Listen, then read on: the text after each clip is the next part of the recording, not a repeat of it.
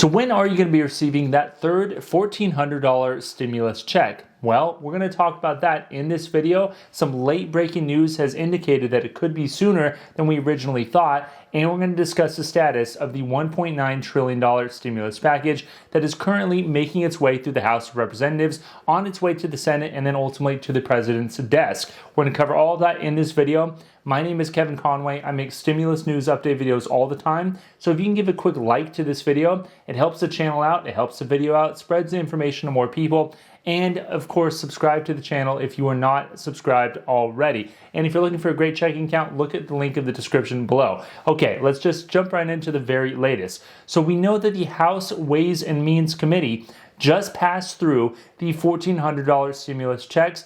It is now set up for a vote in the House later on, and it could pass the House of Representatives as of the end of February. And then from there, it'll go to the Senate for either an up or a down vote, or a negotiation within the committees, and then it'll either pass or fail there, and then go to the President's desk for his signature. Now, the interesting thing is the Senate is currently working on a lot of the same provisions that are in the House bill, so I don't expect it by the time it gets to the Senate to take very long to actually pass the Senate and go on to the President's desk. That's why this development is so important, because the House Ways and Means Committee actually teed this up to be a quicker passage than people originally thought. In fact, Nancy Pelosi says that it could occur as soon as the end of this month. That is the entirety of the package, including the $1,400 stimulus checks. Now, let's briefly touch on the eligibility of the $1,400 stimulus checks. Well, it is $1,400. It's not $2,000, but it's not $600. That is the amount of money, the full $1,400,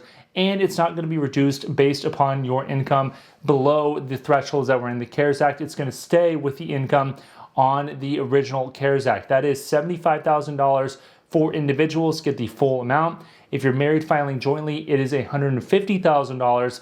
And if you're head of household, it's $112,500. It's kind of difficult to say. But anyway, those are the same key income cutoffs that you need to know. There's not going to be a reduction like $50,000 and $100,000. It's going to stay the same. And it's going to be based upon your 2019 income, unless you've already filed your 2020 taxes. If you filed your 2020 taxes and you made less money in 2020 than you did in 2019, and you would then qualify for the stimulus checks, well, you will get a stimulus check based upon your 2020 income. But if you made more money in 2020 than you did in 2019, and you would therefore not be eligible anymore, well, then you will not get a stimulus check. So it behooves you to not file your taxes, at least for right now, for a period of time. Of course, you're going to file them before the extension deadline is over, but if you wait a few weeks, you may be eligible for that stimulus check, as opposed to filing your taxes and becoming ineligible. It's kind of a weird quirk. I'm sure they're going to work that out here when they negotiate a little bit more, but that's the way the law is right now. Let's talk about what else is in this stimulus package.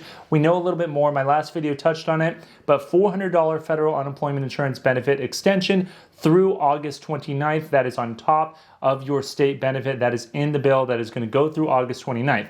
Other things in this bill include $20 billion for a national vaccine program, additional money for additional vaccines, procuring additional vaccines from different carriers. Johnson & Johnson is getting close to having their third vaccine authorized. We also have $170 billion for school reopening costs. That's quite a bit of money. So this is a big push from the Biden administration to get the schools open and get people back in school again. And there is an additional $350 billion for state and local governments. This was a point of contention before, but now it seems like it's going to happen. Biden met with various mayors and governors on Friday, and he said we need to help the states economically and ensure they're able to get back into schools. So he's prioritizing school reopening, and that is why they have $350 billion for state and local governments and $170 billion for the school reopening specifically.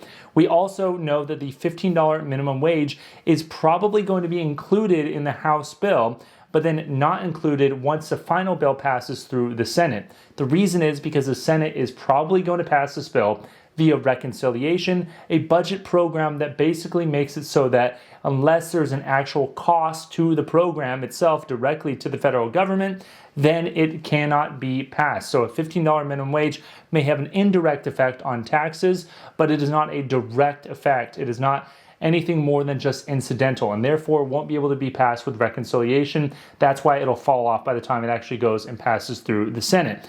And then that's pretty much all we have right now for the stimulus news update.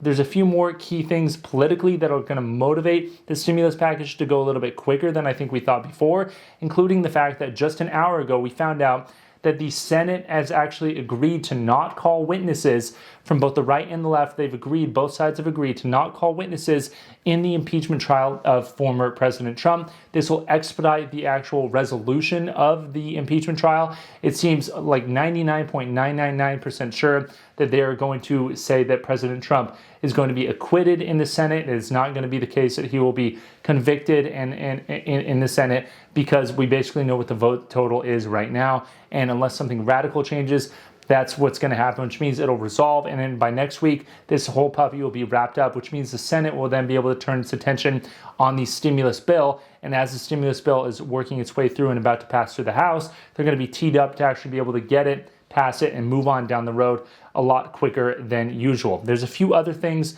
in the news research that I did here, which I found interesting. One of the comments I want to hear from you is on Dave Ramsey, the personal finance talk show host, and he's got YouTube and whatnot. He actually made a statement which I found to be very interesting. Let me know what you guys think about it in the comments below. Very controversial. He said, if $600, talking about the stimulus checks, if $600 or $1,400 changes your life, you are pretty much screwed already. That seems pretty harsh. Let me know what you guys think about that in the comments below. With that being said, I will see you guys next time.